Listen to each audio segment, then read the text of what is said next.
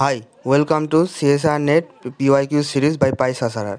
এই ভিডিওতে 2024-এ আসা আইগেন ভ্যালু ও আইগেন ভেক্টরের ওপর কোশ্চেনগুলো নিয়ে আলোচনা করা হবে। চলো প্রথম এমসিকিউটা দিয়ে শুরু করি। কোশ্চেনটা হলো যে দেওয়া আছে এ কোনো 10x10 ম্যাট্রিক্স যার র্যাঙ্ক 7, তাহলে নিচের চারটে অপশানের মধ্যে কোনটা সত্যি। আমরা লাস্ট অপশানটা দিয়ে চেক করা শুরু করব। ধরো একে আমি একটা ডায়াগোনাল ম্যাট্রিক্স নিলাম, যেখানে ডায়াগোনাল এন্ট্রিতে 7টা 1 ও 3টে 0 আছে।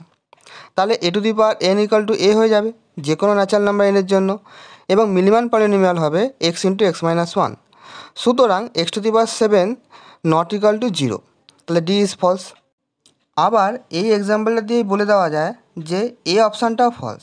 না হলে জিরোর রেসপেক্টে আমরা একটা স্ট্রিক্টলি জেনারেলাইজ আইগেন ভেক্টর পাবো, যেটা আইগেন ভেক্টর নয়।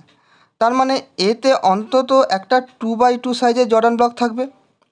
তার মানে এ কখনোই ডায়াগোনালাইজেবল হবে না। কিন্তু এটা হতে পারে না, কারণ আমরা একে ধরেছি ডায়াগোনাল ম্যাট্রিক্স। এইবার একে আমরা এমন 10x10 ম্যাট্রিক্স ধরে নেব যাতে সেখানে জিরোর রেসপেক্টে দুটো 4x4 সাইজের জর্ডান ব্লক থাকবে আর একটা 2x2 সাইজের জর্ডান ব্লক থাকবে। তাহলে এতে শুধু জিরোই একমাত্র আইগেন ভ্যালু, তার মানে সিও ফলস। সুতরাং only be is true. Next এমসিকিউতে আসা যাক।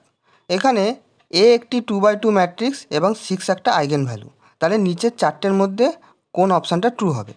এই প্রশ্নটা খুবই সোজা। আমরা আরেকটা আইগেন ভ্যালুকে ল্যামডা ধরে নেব। তাহলে lambda plus 6 equal to 2 plus C এবং 6 lambda equal to 2c minus AB হয়ে যাবে। এখন 1 নং ইকুয়েশনের দুপাশে 6 দিয়ে গুণ করে পাই 6 lambda plus 36 equal to 12 plus 6c, বা 6 lambda equal two minus 24 plus 6c। এইটা 2 নম্বর ইকুয়েশনে আমরা বসিয়ে দিলে পাবো 4c equal to 24 minus AB.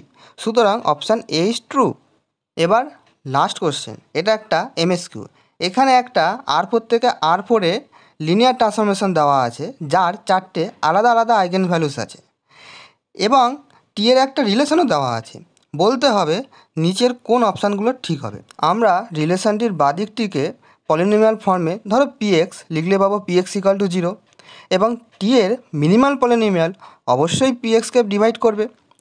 আবার টি এর চারটে আলাদা আলাদা আইগেন ভ্যালুস আছে, মানে টি এর মিনিমাল পলিনোমিয়ালে চারটে আলাদা আলাদা রুট আছে।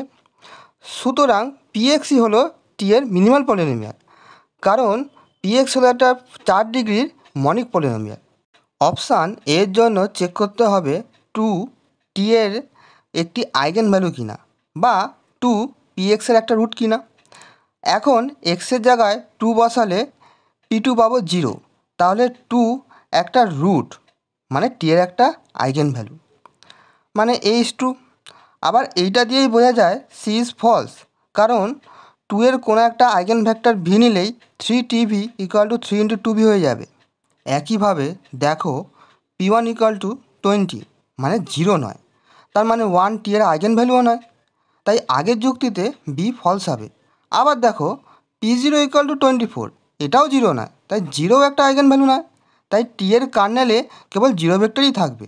সুতরাং টি অবশ্যই 1 হবে, তাহলে ডিও 2। সুতরাং অ্যান্সার হবে এ এবং D. Thank you, and please subscribe and share this video.